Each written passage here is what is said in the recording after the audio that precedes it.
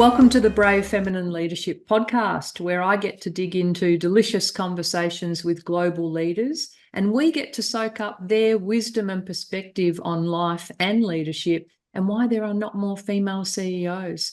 I am so thrilled today to be joined by Jacqueline Chow. Hi, Jack. How are you? Well, thank you for having me, Melissa. Absolute pleasure. Let me share with the audience your brief bio and then we'll get into our conversation. So Jacqueline Chow is a non-executive director of Boral, Charter Hall, Coles Group and NIB Holdings. She's over 20 years operational experience running large blue chip multinationals across Asia Pacific, the US and Latin America. She's a graduate of the Australian Institute of Company Directors, member of Chief Executive Women, and has an MBA in International Business Strategy and Finance from the Kellogg School of Management, Northwestern in the US. Jack, all of that, amazing. Who are you as a human being? Thanks for giving me a notice on that question. That's a great one. My pleasure. I'm a pretty intense human being, and there's a lot to that. That's certainly what you see, and it manifests when you interact with me. But I am that way for myself in all aspects of my life. And I think the reason is I'm just so deeply interested in whatever it might be at the moment. And I tend to go deep, more deep than broad. And I love to just explore and understand. You know, I'm the sort of person that if I'm interested in a topic, I'll read 5 books consecutively on that same topic. So intense because I'm very curious. And then when I draw it out, I do that often with relationships, then close friends or people I've met, I'm deeply curious about them, how they think, where they come from, and then love to just draw it out. And drawing it out is then I just get very excited about, okay, the rest of the world needs to know about this or enjoy this or experience this. So that is a little bit of the germ of how I serve others as well, whether it's individually or organisationally. When I discover something that I'm just interested in, so comes from a pretty selfish place, then I've got this equally passionate enthusiasm to spread that for everyone else's fulfillment or joy. So there's something in that. Great first question, by the way. And absolutely fantastic. And I remember, so you and I've got the pleasure of working as peers, mentoring some wonderful executives. And we only physically met ourselves just about 3 or 4 months ago. But from that very first interaction, like I got that beautiful, like deep curiosity about the things that are sort of occupying your passions at the time, but broadly about people.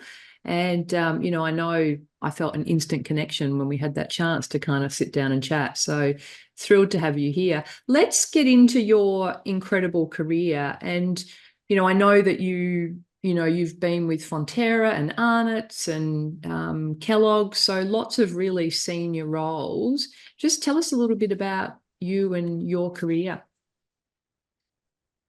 I'm one of those very boring people who always lives to a plan. I love when I listen to other people's interviews or podcasts or just, in those moments when I meet someone and that poor victim has to come under the Spanish Inquisition or the Chinese Inquisition. And they tell me, oh, no, it was just serendipity. Most people live like that, but I'm very boring, have a plan. And I don't think leave things to chance. Of course, this might be for another conversation. The best things that have happened to me in my life were not in my plan. But I did start out, I started out at the time, way back in the vintage years of the 1990s, in IT. That was all the rage. Of course, it is again now. Yes. But it was a very strong sector at the time that was flourishing and growing. I think the World Wide Web was a new discovery at the time. So I took an IT degree and went straight into Anderson Consulting then, which is now Accenture, because they had an exceptional program for undergrads. Of course, I didn't want to be in IT because I always wanted to lead a business. That was sort of my ambition. So I wanted to join the strategy practice and use my technical skills. They obviously, given technology is their sweet spot, put me into the tech business. They also had a change management business at the time. So I remember I always have a plan. I furiously focused on trying to get myself into the strategy practice, which took me 90 days after I joined. Wow. And the only reason why I pause and talk about that part is because I was continuing to serve one consumer goods company after another as a consultant. And that is how I became so focused on that sector, but also feeds my interest to stay focused on one specialisation. So it was a sector I knew well and I really loved and enjoyed.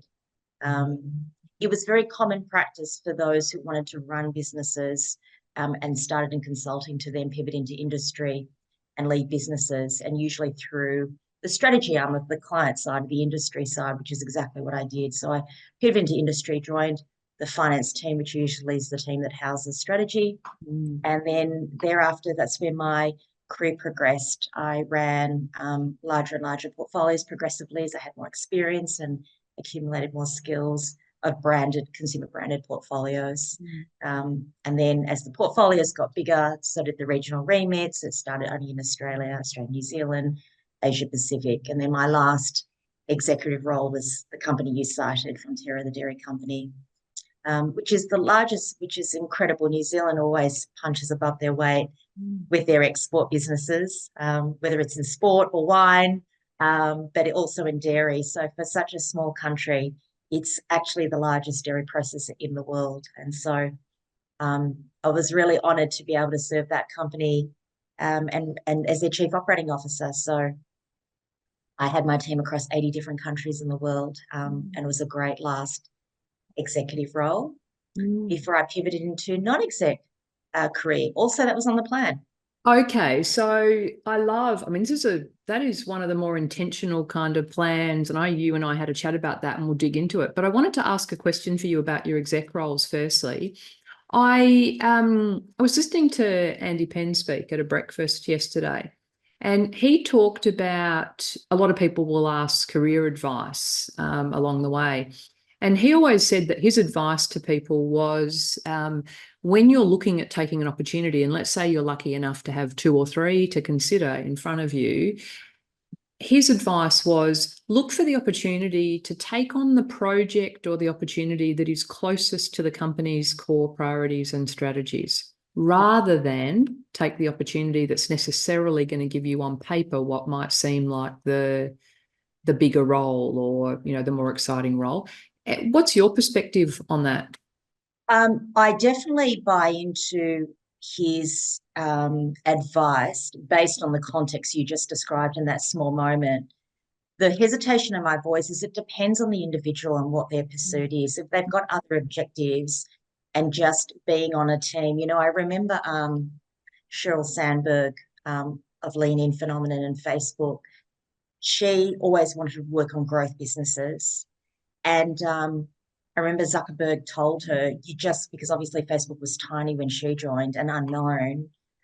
And he said, you just get on the rocket ship and don't be fussy about which seat you want to be on. Just get on and hang on for the ride. And that served her well. So I think my only addendum to Andy's very good advice is we all have very different motivations and intentions. And so sometimes you might need to think about, is it just being in an environment that you want to be in? If there's a particular culture that's really important for you, I think there are other reasons why you might choose beyond just matching the core priorities. And I think I got the sense that where he was coming from a little bit with that was around if you're working on the things that are closest to the company's core strategy, you're potentially likely to be more visible. Yes, for sure. For sure. I mean, I've certainly, I would be hypocritical if I didn't acknowledge I did exactly that myself. So Andy's good advice, I certainly did that because I did have it, as you tapped, I did have a particular plan with a particular focus and I followed exactly his advice. I agree.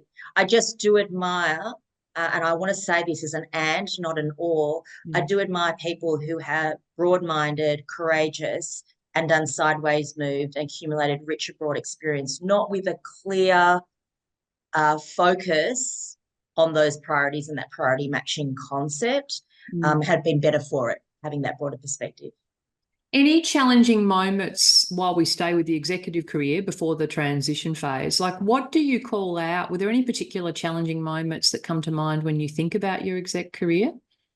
Definitely the one we just touched on. There were definitely moments where I could have taken sideways moves, gone to different sectors altogether. Those opportunities came my way, but I was just so keen to run entire businesses end to end. And I'm glad I stuck to that plan and focus. But there comes, every choice we make, there's pros and cons. So definitely there were disadvantages of staying on this linear path that I did.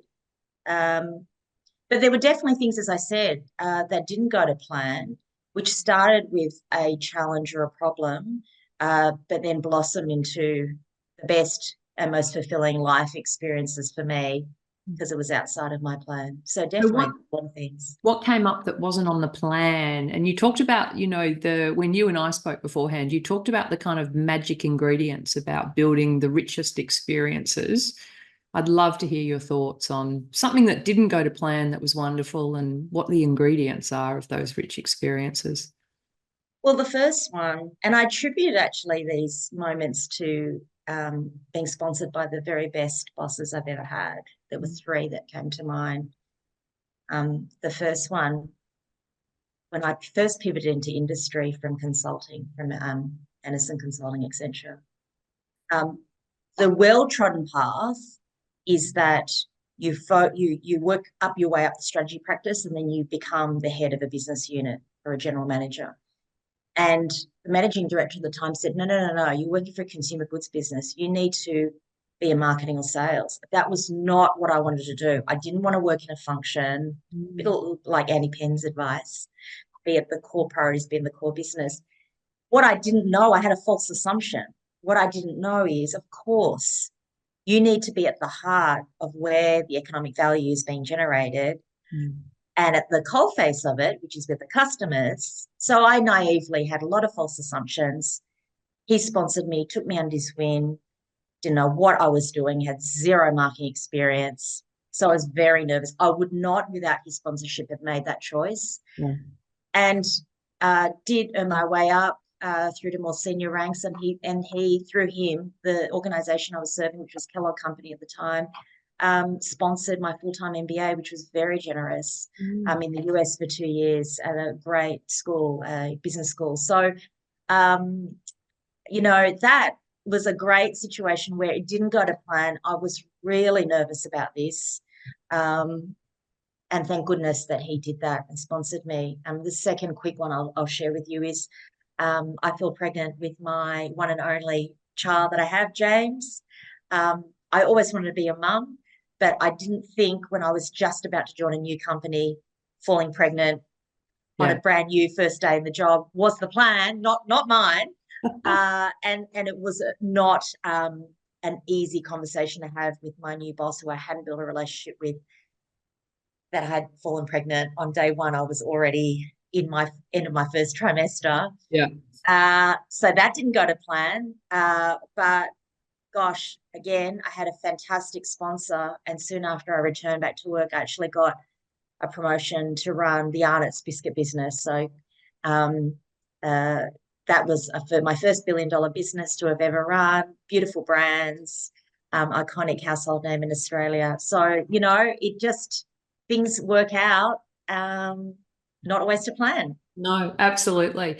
Can I ask you about confidence? Because we had an interesting conversation about it. And I think what you shared with me is you are perceived as very confident. Confidence has played a really interesting role in my life. I've thought a lot about it because I go deep on topics. And it's something that I don't feel I have an abundance of. I definitely feel like I have my share of insecurities, maybe more than my fair share. But I've noticed over my career, peer managers or just peer colleagues have very often approached me to mentor a direct report who has no confidence. And the reason why they ask me is they perceive me having it in abundance. And I've come to the conclusion now that I'm older and don't worry about the things that I used to worry about in my youth, then I think I just speak at a very high decibel and I'm very extroverted. And maybe because of my intense personality, I come across, I have having the character traits of a confident person, but I'm just bossy and loud. Yeah, no, I definitely worry about all sorts of silly things. And yeah, it's a funny situation, confidence. There's Yeah. a lot more to the perception than the reality, I think. Yeah. Are there points in your career where you felt more insecure than others? Definitely. I definitely think no matter, and I think we all know the theory, but it's hard to fulfill the role of the people around you, particularly the person you report to, plays a really big role in how much you have, how psychologically safe you feel, how much you feel like you can bring of your whole self. And if that person doesn't give you that precondition that you can just be yourself, definitely that's been the moments I probably would mark as when I have not had my confidence. And I think at the worst, there was one particular boss who I worked for where it took me 18 months to recover. I actually had to leave the situation. I left, as we know, the adage, you join an organization, you leave an individual. I left and 18 months to recover, to not wake up and cry every morning. Wow. I was talking to a group the other day in Sydney, and I was talking about unlocking the potential of incredible female talent in your business. And I was actually talking about statistics, trying to think where they were from at the time. I won't bore the audience while I try and work them out, but it talked about attrition statistics and the fact that the number or the top three reasons are, I mean, your manager, respect, and just broadly speaking, the quality of management in an organization. So above flexibility, above money. It's so interesting to me. Did you try, because there are a lot of people in this situation, what did you try before you got to the point of saying, actually, you know what, I've best for me to move on? Did you try and tackle it? I definitely did. I tried to talk to him. I told him how he made me feel. I talked to colleagues who shared the same feeling, but they definitely noticed that there was a bit more of a poignant effort of him towards me. I put it down to just a lack of chemistry. It just wasn't working because I had been working for this organization for some time before he joined and loved it. Yes. Absolutely loved it. So um, it was hard to unpack those. So it's a very good question. I did try to influence it through other means, the cadence of how we worked, um, and the way I interacted with others as well to see if maybe just within my realm of influence, Yes. we could shift things for everyone as well, but definitely selfishly for me. So yes, I did attempt to. Yeah, but it's disappointing that that was the outcome. Yeah. We all like to think that we can shift the system, but it's not always easy. And I love the reflection, Jack, there when you just shared that you put it down to a lack of chemistry between the two of you. Because a lot of people personalize it and think there's something wrong with them and all that sort of stuff. In reality, it doesn't always work. I definitely went there at the beginning, of course, too. And you draw on I mean, all of us have through life experience, all of your resilience tools in your toolkit, your adaptability, tips and tricks. But after trying all of those and seeking advice, I wasn't alone. I had great friends and confidants to talk to. It felt silly to remain in that situation. Yeah. So, Jack, transition then to non-executive roles. Talk about that because there's so many people in our audience who, have started to make that move or certainly considering it as part of their career path, however planned that may be. How did that happen for you? I it was part of the plan. Yep. And the reason why is I missed the intellectual stimulation and endeavor of having portfolio life, which is where I started in consulting, where you're serving multiple clients. And I realized I was becoming quite adept at Fonterra of serving one set of stakeholders, one set of shareholders, investors, and I guess honing the art of serving those stakeholders, but not necessarily in satiating my desire to grow and learn Mm. about business, and more things. So I had actually shared when I joined that organization with the chairman and my CEO that was my intention. I said, one day when I do leave, I'm going to do the job you need me to do. But when I do leave, it won't be to another company. It's going to be to a completely different career. And I shared that point because I'm glad often I find people are not transparent, not because of lack of integrity. They maybe don't think to share their plans or in their intentions. And I'm so glad I did, because they both supported me having executive director roles. We had a lot of JVs around the world at Fonterra. So I had my training wheels on for being a board director, and it was part of my job remit. So everyone's happy, but they would not have otherwise given me those additional parts to my role if I had not shared that intention. And of course, but the integrity point is when I did finally leave, they knew that was always, it was a consistent story from me.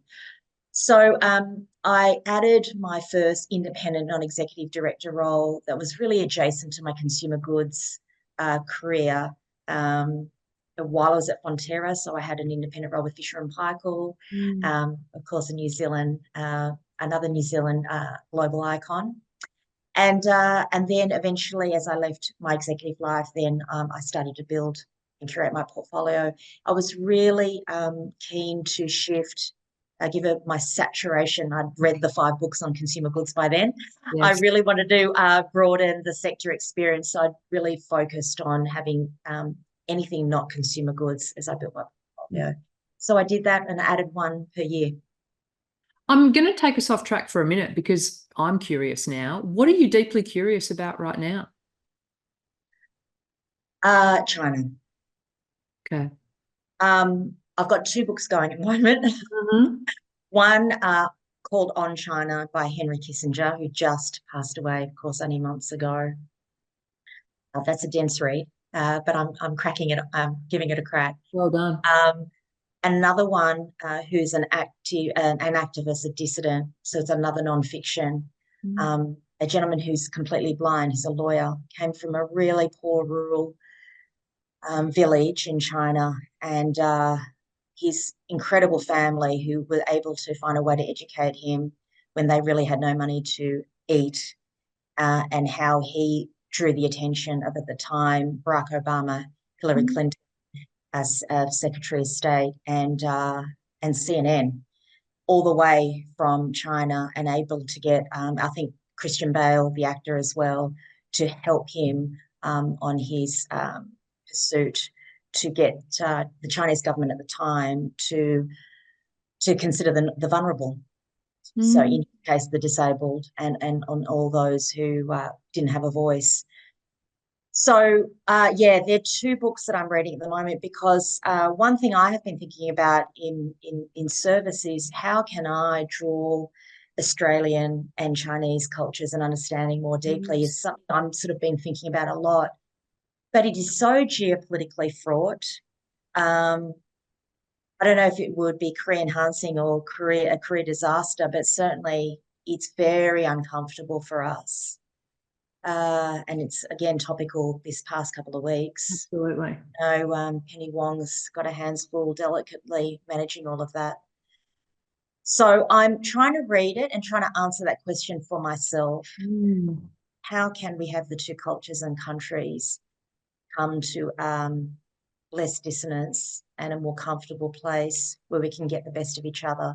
That's a very hairy question, but that's the one that's on my mind. Thank you for asking. I wanted to ask that because I think one of the things that I think the audience would love to know, is where do you draw sources of inspiration from? You sit across you sit across such a wide variety of industries now in terms of the boards that you support. How do you stay across broadly what's going on? Where do you turn for your inspiration? I am an avid economist reader, so I do read that every day, actually.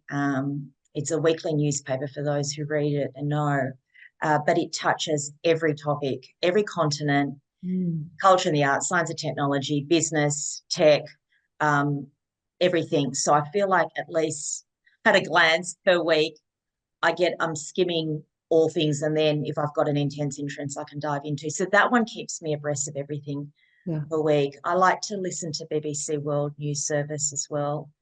I do occasionally, a few times a month, listen to Al Jazeera. I love hearing a different perspective because it is vastly different.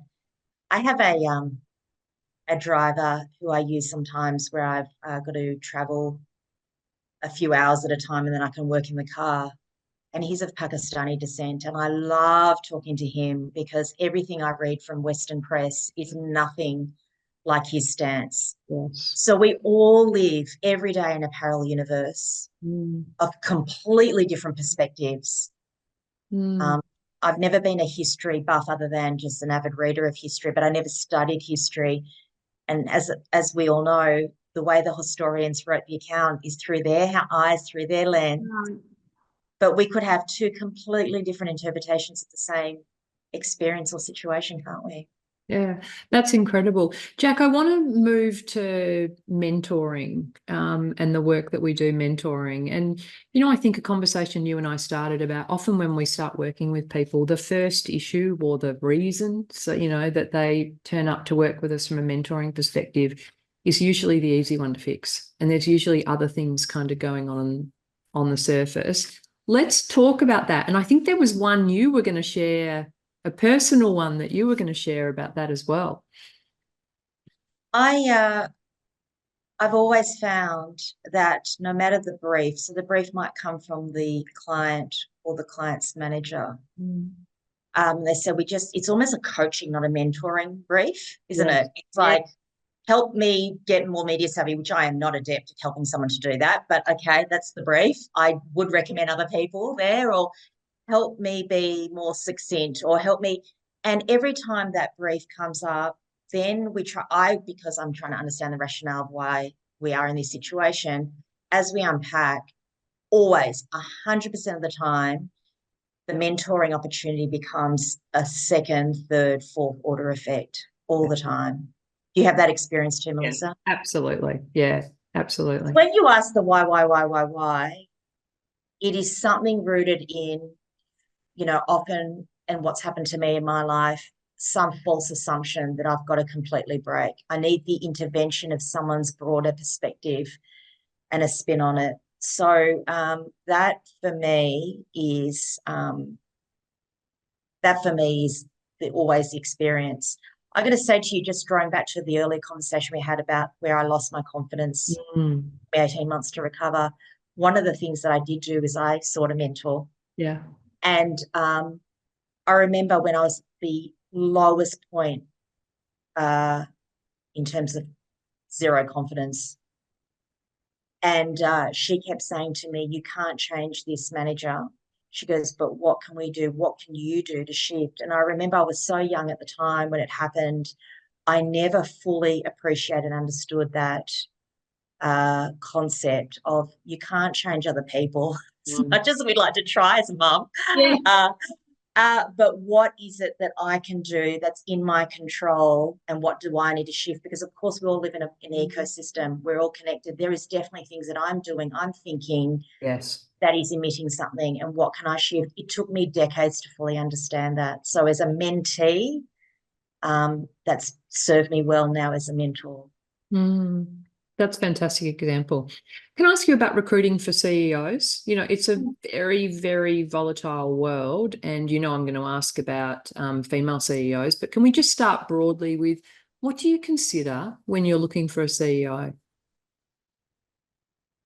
Definitely the leadership traits. I think, in the currently now, and as well as the last couple of years, the boards and the companies I'm serving, we've been actively in CEO succession. All boards should be in CEO succession planning all the time, of course, but it's been at the kind of the pointy end of the wedge. And whilst we will take the consideration and time on the technical skills and experience accumulated sector, business cycle, that for me is 20 to 30% of the role requirement. I think the vast majority, 70, 80%, has got to be those leadership traits. the clarity, the character, the conviction, and the adaptability, no matter what circumstance. How do you assess that from, from a board's perspective? How do you assess that? And I guess for any leader looking and choosing leaders, there's a lot of people who are very good at managing up and very focused on that versus the quality and skills of them leading other people. How do you truly assess that? You never really know, of course, but we do a lot of cross-checking. Each of us will know someone who knows someone, 6 degrees of separation that we can then tap to see if we're coalescing what we experience in the interviews and the interactions is jiving. And that's always a sign, isn't it, from an integrity point of view, or someone who just knows how to gloss over if there are inconsistencies. So if we're getting the same thematics, I think that's helpful and reaffirming. The other thing is case study examples, and not those tricky, I'm not talking about trying to trip people up, but just to see in an ill-prepared moment, whether they're given the anecdotes, the tone, how they're thinking about it. I think that also is a great way to try and triangulate. Are there things that are that rule someone out, in your opinion? For sure, there's some threshold baseline. I mean, just the integrity of character, the people, first, of course, their integrity, their ethics, their character, their worthiness in that regard. And there have been circumstances where we have found through character reference checks that has been compromised. So that's interesting. So that's for sure. But integrity, as we know, is also, are you trustworthy? Do you do what you say you would do? So that consistency is actually easy to check, cross-check with others and their word. And I think those two, they're kind of the threshold conditions. Jack, did you, along the way, I mean, you had some enormous roles with the COO of Fonterra and the like, and a lot of GM, regional, very senior roles. Was the CEO role on your radar? Yes, it definitely was. And I thought about this a lot. I've even thought about whether I would go back and do it now. The reason I opted out when I did was because of this deep dissatisfaction that I was spending such a large proportion of my time with the stakeholder management and not on the business and on the strategy as much as I would like. So at the times when the opportunity came my way, I turned them down. But it hadn't been for other reasons in terms of it was sort of more of an intellectual reason and a fulfillment reason as opposed to other common reasons people choose not to take that opportunity. Yeah. So let me ask you about that then. And I know there's so many different things and there's so many deeply personal reasons for all of these things, but of course, why don't we have more female CEOs, in your opinion? Well, I think there's some research that tells us the answer to this as well, which I will draw a little bit on that, but then also add my personal experience and observation. I think that sponsorship, I feel really blessed that I had sponsorship, so I had the privilege to think about this. But I think if you lack the sponsorship and you lack visible role models, that's very difficult. It feels like a really theoretically conspired idea, not something that could really happen to you. So the credibility of the notion, I think, is one issue, perceived and real. Yes. And then on the individual prospective female CEO candidate side, I do believe that we opt out, and research shows we opt out on the first rung, that first career step, the first level of, junior management, we opt out, and that's been statistically evidenced. That is where the biggest gap lies because we are now disproportionately in greater numbers coming out of university education. Absolutely. Something happens and it just falls away on that pipeline. So that's where the problem lies. So I do buy into referencing Sheryl Sandberg earlier in our conversation. I do think we lean out, not lean in, because we are judicious typically. We're paint us all with the same brush. We will worry about, will I be equipped to do it? Will I have the energy and the bandwidth to do it? Will I have the support mechanisms? Do I have this is the crazy one, isn't it? We will think more maybe than others. Do I have the skills and experience to do this? Therefore, that feeds confidence or lack thereof. So we lean out before we even have the opportunity. So I think it's the combo, right? You Yes. don't see the role models. You don't have a sponsorship pulling you. You yourself are leaning back away from it. So these two don't meet. Mm. I love that you brought up energy because I think I shared with you earlier and I so want to ask you about it. I just saw this wonderful question from one of our listeners recently, thinking about their own career and asking the question around whether, when I look up and I look at these roles, have I got the energy and the systems and habits to be successful? How do you find the energy and the systems and habits to be successful?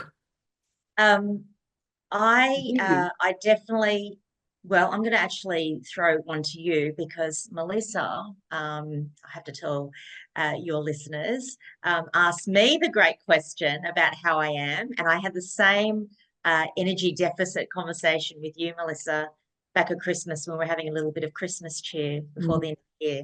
And like any good mentor, even in the moment, you became my informal mentor over the summer because I was completely depleted. I was so burnt out by Christmas last year. So the colleague you're referencing, I asked the same question myself. But the difference is I then went through a wonderful Christmas. And then as I entered the new year, I spun the same question to myself and said, what is it going to take for me to get my energy back? And I realized my lack of energy is that I had not got the balance right in terms of looking after myself. So I had been busy. It's a common problem, serving everyone else. And what I thought when I was talking to you, Melissa, that I had to resolve was just take things off my plate, which was definitely part of the solution. But I realized I had not gone to my GP, my various medical specialists. There were a lot of things that I hadn't been doing. And so I did all that, got onto my health, which that's an easy one to fix because that's already given me instant injection of energy back. Brilliant. And then also I spent all of January reading, running, swimming, sleeping more hours, and I feel like a new person already. Amazing. And you do marathons, don't you? Yeah, I've got Boston in April, so I'm in marathon training mode right at the moment. Yeah. Jack, I have to ask you this question. I haven't asked this for a long time, but on paper, and people listening to this conversation, you're exceptional. And so what do you say when people say, I could never do what you do? Oh, I'm not. I'm so not. Um, I really believe in following what really drives you. And I loved, this is a nice bookend to your first question. Who am I as a human being? I'm just really curious to learn about things and people. And so I just follow my nose to do that. And then things just sort of happen along the way. I really believe it. And as a parent now of a teen, he always says to me, Mum, would you just support me whatever I decide to do? I said, oh, please do whatever you love doing. If you decide to go to uni, and that is an if, not when, please just do subjects that you would just love to learn because that's the time to do it. So I am so having lived through what I have lived now, I really believe in it. Just really follow what you love. So that's my answer. I really just do follow whatever I'm really intensely curious about. And I think the beauty of these conversations is that it is breaking down some of those myths about, on paper, what you see when you look at people versus the difference when you just get to have a chat and it's just a very normal human being doing what you love, following your passions and with a plan with room for flexibility. Lots of room for flexibility. My favorite adage is, and I'm altering it somewhat from the original Roman scholar who spoke it, but luck comes to those who are most prepared. I think the way he says is something about preparation matches opportunity or something more eloquent. But it is so true. I just think if you're just always prepared at the ready and it just floats past you and then you are sort of conscious to grab it, I think that's definitely the way to be flexible as you framed. So are there room for more? You've added a board portfolio every year, built a wonderful, thriving portfolio. Is there room for more boards in there? No, because the proxy advisors and institutional investors will absolutely emphatically say no. Okay. But there will be a time where I have served my time, Yes. and it is definitely time to renew, to get good, fresh eyes on each of the businesses. And so when that happens, I'll look for new opportunities and follow my nose again. Fantastic. I can't wait to see where that takes you when you do.